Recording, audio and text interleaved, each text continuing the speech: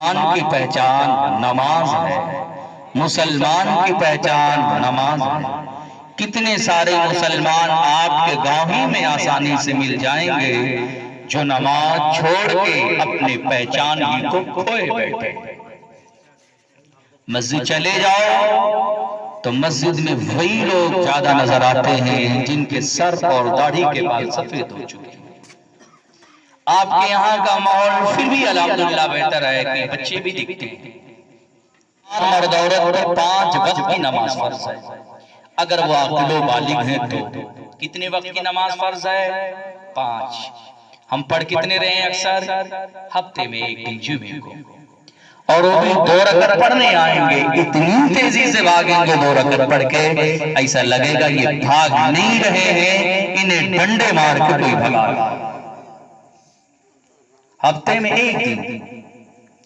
बताओ जरा, जो नमाज नहीं पढ़ते, मैं उनसे पूछना चाहता हूं, हर अक़लो बालिग मुसलमान मर्द औरत पे नमाज फर्ज है। अजान होती है, किसको बुलाया जाता है नमाज के लिए? और नमाज कौन नहीं पढ़ता जानते हैं? नमाज किस पे नहीं फर्ज? जो गैर मुस्लिम हैं उन पे नमाज थोड़ी फर्ज है, नमाज तो मुसलमानों के लिए है। नमाज वो नहीं पढ़ता जो नाबालिग हो, उससे फर्ज नहीं पढ़े तो ठीक, नहीं पढ़े तो गुनाह नहीं पाएगा। नमाज वो नहीं पढ़ता जो पागल हो चुका हो, नमाज उस पे फर्ज नहीं जो मर चुका हो। जो जिंदा भी है, अक्लो शऊर भी रखते हैं, मुसलमान भी हैं, फिर भी नमाज नहीं पढ़ते। ताज्जुब है जनाब। मस्जिद आप बनवाए हो, आबाद कौन करेगा?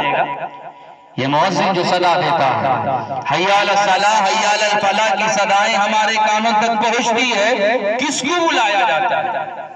क्या नॉन मुस्लिमों के लिए अजान होती है? क्या यहूदियों के लिए अजान होती है? क्या नसरानियों के लिए होती है? क्या सिखों को बुलाया जाता है? ना ना ना, हम मुसलमानों के लिए अजान होती है। मुसलमान होके अजान सुन के हम नहीं मस्जिद जाएंगे तो कौन हमारी मस्जिद आबाद करेगा? सोचना चाहिए। और नमाज ना पढ़ना कोई छोटा मोटा जुर्म नहीं है जनाब। कई अइम्मे कराम ऐसे हैं, साहबे कराम ऐसे हैं, बुजुर्गाने दीन ऐसे हैं जिनके नजदीक जानबूझ के नमाज छोड़ देने वाला काफिर हो जाता है। यही वजह है कुरान करीम में मुख्तलिफ शेखों से 700 से जायद मर्तबा कुरान करीम में नमाज की ताकीद इरशाद फरमाई गई। सैकड़ों अहादीस फराइज अदा करने पर तरगीब, ना पढ़ने पर तरगीब में वाजिब है। कई बुजुर्गाने दीन ऐसे हैं, इमाम कराम ऐसे हैं जिनके नजदीक जानबूझ के नमाज छोड़ देने वाला काफिर हो जाता है। हजरत इमाम इसहाक, हजरत इमाम मालिक, हजरत इमाम शाफई, हजरत इमाम अहमद, इन इमाम कराम के नजदीक जो नमाज छोड़ देता है काहिली और सुस्ती की वजह से, वो दायरे इस्लाम से बाहर है। और फरमाते हैं कि ऐसा शख्स को बतौरे हद कत्ल किया जाएगा। अपने इमाम आजम अबू हनीफा के नजदीक काफिर नहीं, लेकिन हद कुफ्र तक पहुंच जाता है। इसीलिए आप फतवा देते हैं कि अगर इस्लामी हुकूमत हो तो बेनमाजी को कत्ल की तो कैद किया जाएगा और उसे तौबा करने पर जोर दिया जाएगा। अगर वो तौबा करके नमाज पढ़ने लगे तो छोड़ दिया जाएगा, वरना उसे कैद ही में रखा जाएगा। अल्लाह अकबर।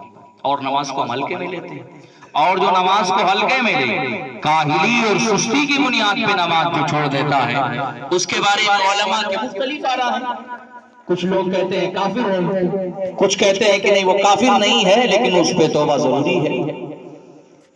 लेकिन जो नमाज को हल्के में ले, नमाज का मजाक उड़ाए या नमाज का इनकार करे, उलमा के दरमियान कोई नहीं इख्तलाफ है, अइम्मे अरबा के नजदीक ऐसा शख्स मुसलमान नहीं है, वो दायरे इस्लाम से बाहर। और पीरों के पीर, पीराने पीर, रोशन जमीन बगदाद वाले दूल्हा सरकार गौसे पाक के यहाँ तक फरमाते हैं कि बेनमाजी मर जाए तो उसे मुसलमानों के कब्रिस्तान में ना दफनाओ। अल्लाह अकबर। हजरत सुल्तान बाहू एक बुजुर्ग हैं, आप फरमाते हैं कि बेनमाजी से खिंजीर भी पनाह मांगता है। और बेनमाजियों के ताल्लुक से कुरान करीम में, अहादीस मुस्तफा में जो वहीद वारिद है ना, सुनने के बाद कलेजा दहल जाता है, अक्ल जवाब दे देती है, रोंगटे खड़े हो जाते हैं।